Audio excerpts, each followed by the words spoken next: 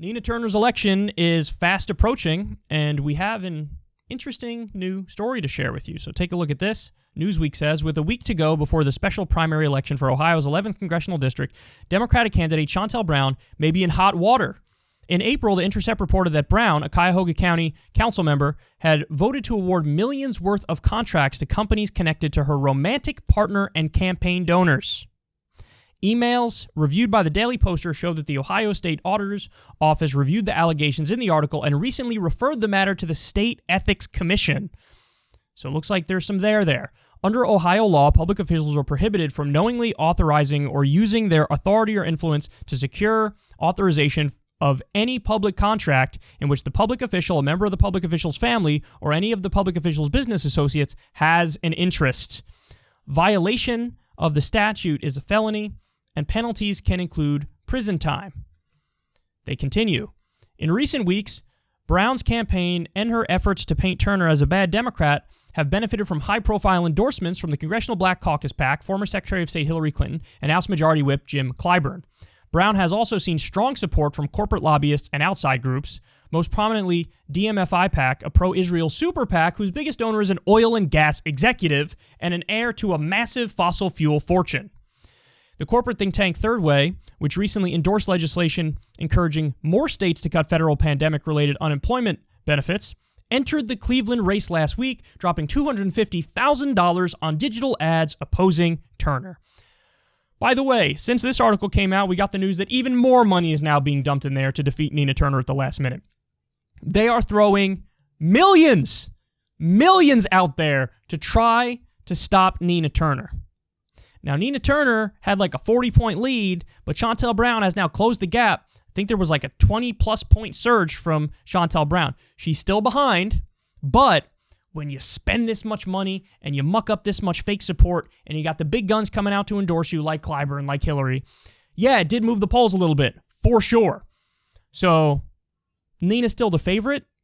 According to Shontel's internals, Nina's up like 6, but I want a bigger lead than that. I'd be much more comfortable with a bigger lead than that. So now Bernie Sanders and Alexandria Ocasio-Cortez and Cornel West and Keith Ellison, they're all campaigning for Nina, which is a wonderful thing. They're doing a big event, which is a wonderful thing. And just hope that we can get over that finish line and we can have a decent victory, because Nina in Congress would be big.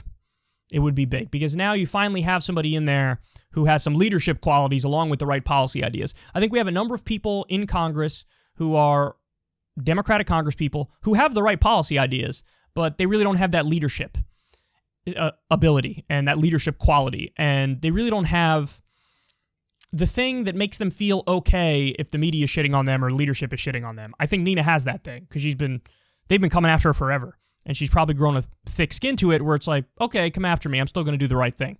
So I think her being there would be huge. This story needs to get out there more, that Shontel Brown is under an ethics investigation for basically brazen corruption. How much money was it? $17 million that was shoveled into something that her partner runs or that he's profiting from? I mean, that's amazing. That is like rank corruption. That's high-level corruption. And for like a low-level Democratic politician, it's astounding how bad it is. I mean, that's terrible. So needs to be a bigger story. Absolutely needs to be a bigger story. The other thing I'll point out real quick is that story broke this week that Shontel Brown was using fake applause at one of her events. Oh, that's the saddest thing I've ever heard. Oh, that's without a doubt the saddest thing I've ever heard. So she was at an event, and there were so few people there. I mean, maybe it was like 20 people there or something. And there was like a DJ, and there were these big speakers, and when she would say something and like wait for the applause, the DJ would press a button, and you'd get the canned fake applause. Ugh. I mean, that's a perfect metaphor for her entire campaign.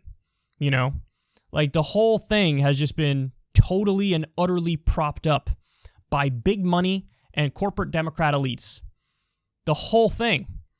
And what you have is one candidate who really wants to change things for the better and will fight for it, and another candidate who is all about business as usual. and won't change a damn thing. And so they're trying to surge. They're trying to like prop her up and get her across the finish line. And listen, we don't know. Maybe it'll work. Maybe it won't. But it's really depressing that the gap closed as much as it has. You know, I knew it would close. I didn't know it would close this much. It's really depressing to see it. You know, for the love of God, if you're in Ohio's 11th district, please go out and vote for Nina Turner. Everybody do whatever you can to get Nina Turner elected. It is a night and day difference between Shontel Brown and Nina Turner, and couldn't be more obvious.